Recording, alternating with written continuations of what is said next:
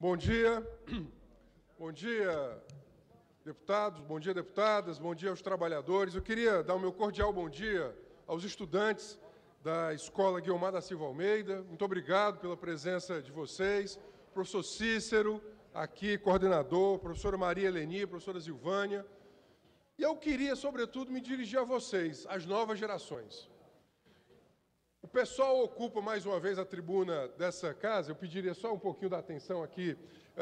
O pessoal ocupa a tribuna da casa, mais uma vez, à frente esquerda, o nosso mandato, para falar, sobretudo, hoje sobre reforma política. Nós queríamos aqui expressar um tema que não pode ser um tema somente dos, entre aspas, políticos profissionais. O que está acontecendo no Congresso Nacional? Hoje eu dava uma entrevista e o repórter me perguntava: podemos ter esperanças nesta reforma política votada por este Congresso? É o tipo de pergunta que guarda em si a própria resposta. Registrar aqui a presença do ex-vereador Deodato Ramalho, que visita aqui a casa. Deodato, receba o nosso abraço. Não há notícias positivas que possam vir deste Congresso Nacional. Este Congresso, ele tem compromisso consigo próprio. Ele tem compromisso com a manutenção de uma organização de plutocratas e de cleptocratas, gente que está no poder político para fazer dinheiro, a começar do presidente da República. Vamos lembrar que Temer, flagrado em corrupção, só se mantém no poder porque comprou parlamentares através de emendas. Qual é a reforma política possível? Qual é a reforma política possível a ser feita numa situação como essa? Por um Congresso como esse. Um Congresso formado, cuja maior bancada é a bancada de ruralistas, gente do agronegócio, de financistas, sobretudo vinculados aos seus grandes doadores, aos seus mantenedores. Aqueles que gostam da história da política no Brasil vão lembrar que as elites econômicas, elas colocavam diretamente os seus filhos, ainda no século XIX, deputados, ainda no século XIX, as elites econômicas colocavam seus filhos para o parlamento. Ou seja, os grandes proprietários de então, como é que eles faziam a dominação política? Pelo voto de cabresto, e colocando seus filhos diretamente nos parlamentos. Foi assim no século XIX, ainda nos parlamentos monárquicos, foi assim na República Velha, em especial concentrando o poder até os anos 30, né, em São Paulo e Rio. Foi assim... São Paulo e Minas. São Paulo e Minas. Foi assim no Estado Novo. Agora, em especial, a partir dos anos 50, você cria uma associação de políticos profissionais que se revezam, que se utilizam do poder político para ter poder econômico, para manter-se ricos, para manterem-se proprietários, e em se mantendo proprietários, acabam mantendo-se no poder político. Não há riqueza sem poder. Não há riqueza sem poder. Portanto, quem concentra a riqueza, concentra o poder. Assim são gestadas as bases do patrimonialismo brasileiro. Aqui eu queria lembrar uma das maiores estaturas intelectuais do Brasil, que foi Raimundo Faoro, nos Donos do Poder. Quando ele vai, sobretudo, falar dos estamentos de poder na sociedade brasileira. Como faz falta um pensamento, uma pena, o tirocínio desta envergadura. ler os donos do poder hoje é, inclusive, e olhar esse Congresso e dizer como ele estava correto. Ele só errou que poderia piorar, como piorou de fato. É um Congresso montado para montado para, sobretudo, perpetuar a plutocracia e a cleptocracia. Eu estou absolutamente enojado com esse processo de reforma política, que é, sobretudo, para salvaguardar o que há de pior na política brasileira. A começar pelo financiamento. Nós defendemos que campanhas políticas não podem ser milionárias. Campanhas políticas milionárias, obviamente, resultam em duas coisas. De que os milionários serão os eleitos, ou que, então, para que sejam eleitos, haja uma aliança entre políticos e os detentores do poder econômico. A quem interessa a campanha milionária? Interessa, sobretudo, aquele que compra voto. Interessa, sobretudo, aquele que não tem legitimidade. Aquele que não disputa ideias e posições políticas, mas aquele que serve ao poder e dele faz vantagens. Por isso que nós defendemos o Fundo Cidadão, que era um fundo de, no máximo, um salário mínimo de doação e uma parcela muito menor de recursos públicos, vedando-se os financiamentos empresariais. O que acontece? Estão agora a aprovar um fundo de 3 bilhões, 0,5% da receita corrente líquida, e o pior, a ser distribuído entre os 3 grandes partidos. Os 3 grandes partidos, PMDB, PSDB, PT, ficariam com 60% deste fundo. É uma concentração gigantesca de recursos públicos. E pior, vai se liberar a doação de R$10 mil por cargo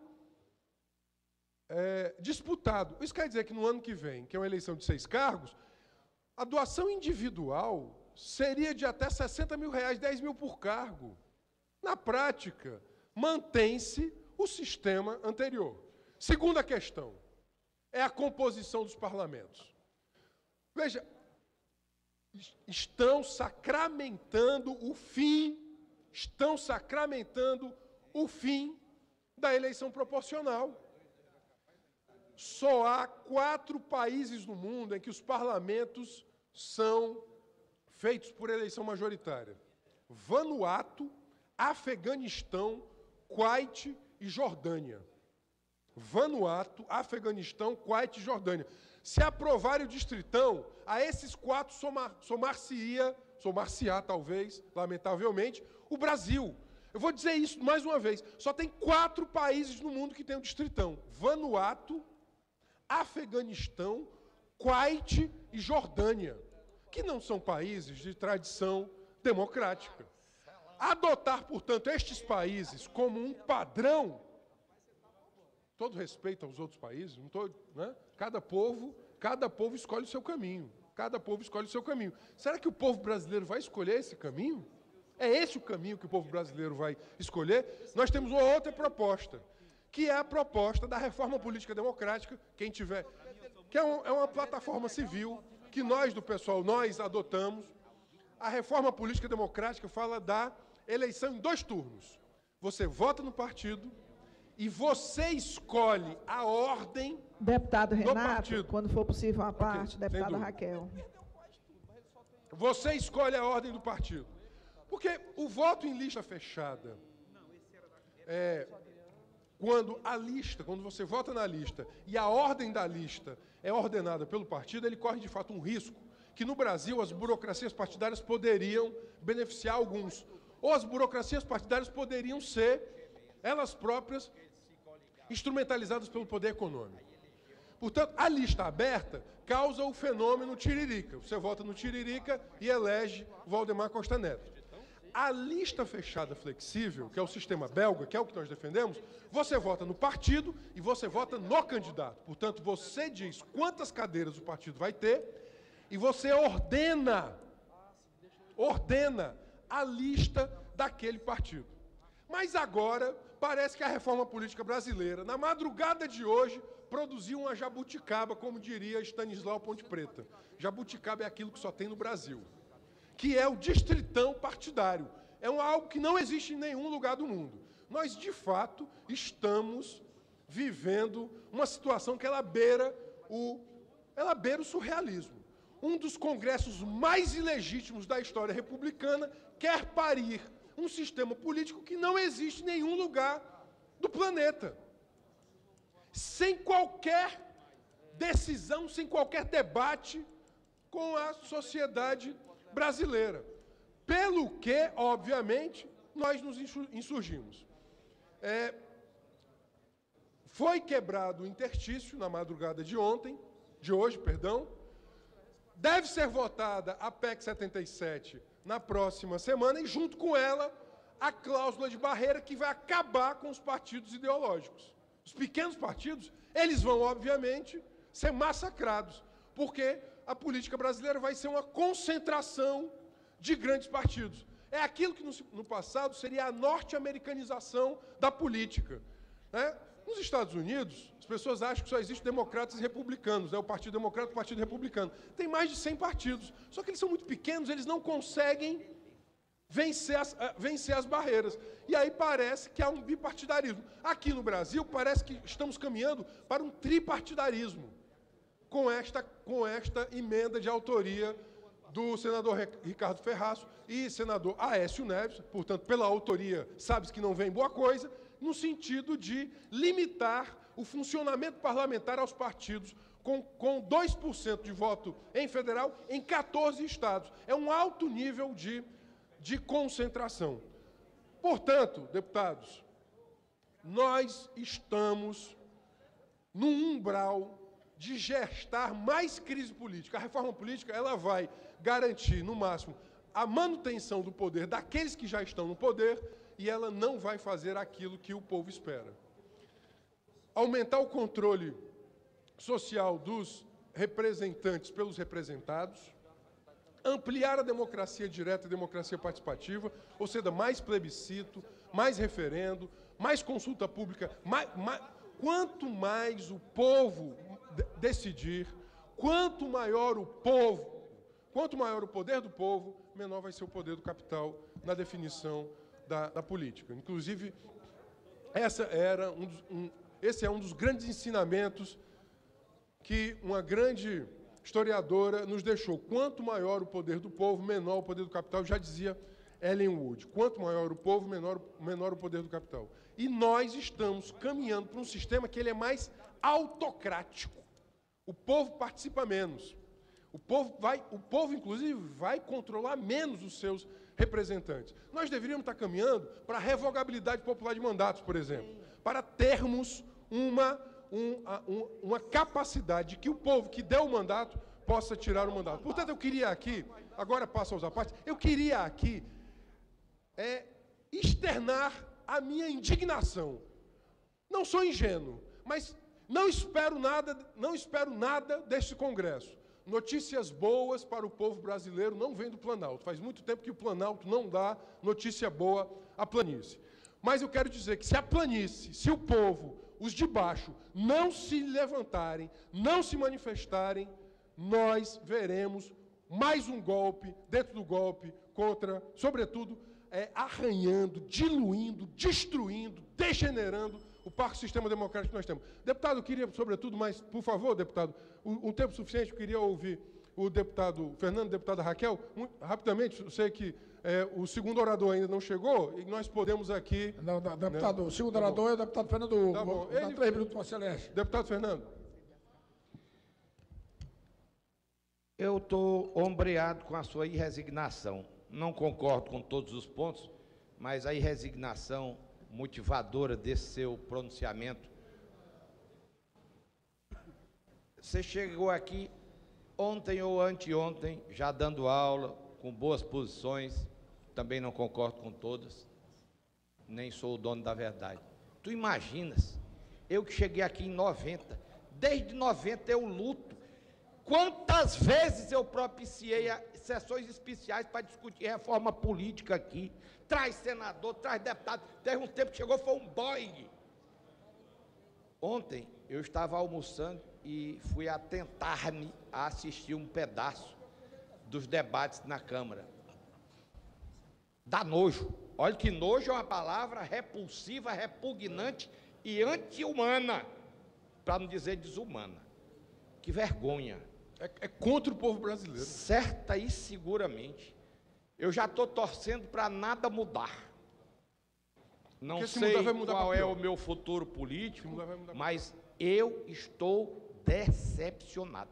Apareceu uma proposta ontem lá, deputado Leonardo, que é um negócio assim, metafísico, que se ia propor que, de uma forma anônima, se contribuísse para eleições. Meu povo, um dia que nós oculta. vamos chegar com um Congresso que aparece um filho de mãe solteira para propor uma coisa dessa? E o que é mais entristecedor é que o povo, nós não estamos muito distantes de pensares do Afeganistão e outras coisas, não. O povo brasileiro sequer está indo a Brasília para a porta do Congresso para protestar, rapaz. Isso é um absurdo. Tanto que se cobrou reforma e agora, nesse movimento marasmado, o povo fica numa apatia doentia. Bom Obrigado. dia. Obrigado, deputado. Deputada Raquel, por gentileza. Deputado Renato, eu quero me somar a Vossa Excelência na sua indignação em relação a esse debate que está ocorrendo no Congresso Nacional, porque, sem dúvida nenhuma, é mais uma consequência do golpe, é mais um golpe sobre golpe e um ataque frontal à nossa democracia. Né? E quero dizer de maneira muito especial, atinge muito diretamente as mulheres, que com muito esforço, né, vêm buscando ocupar os espaços de poder, mas sempre numa condição desigual de disputa, né? E isso atinge diretamente as mulheres. E, na realidade, nós precisamos de uma democracia forte, de uma democracia que os partidos sejam fortes, que as pessoas votem pelas ideias, pelos ideais, né? E isso não se faz com distritão. Isso. Né? Obrigada. Obrigado. Não, eu agradeço a deputada, e eu queria concordar, enfatizar um aspecto que a senhora levantou, que esse processo vai ser um processo, sobretudo, que vai aumentar a concentração do poder, a subrepresentação das mulheres, que já há uma subrepresentação, por isso nós defendemos a lista alternada. Deputado, 30 segundos, eu queria, sobretudo, me despedir. Deputado, eu dei 3 minutos, Vossa Excelência. O próximo orador, deputado Fernando Hugo. Vossa Excelência pode pedir o tempo dele. Portanto, eu queria me despedir, deputado Manuel, aos deputados aqui, e dizer, se o povo não cobrar uma reforma política democrática, não será esse Congresso que a fará. Muito obrigado.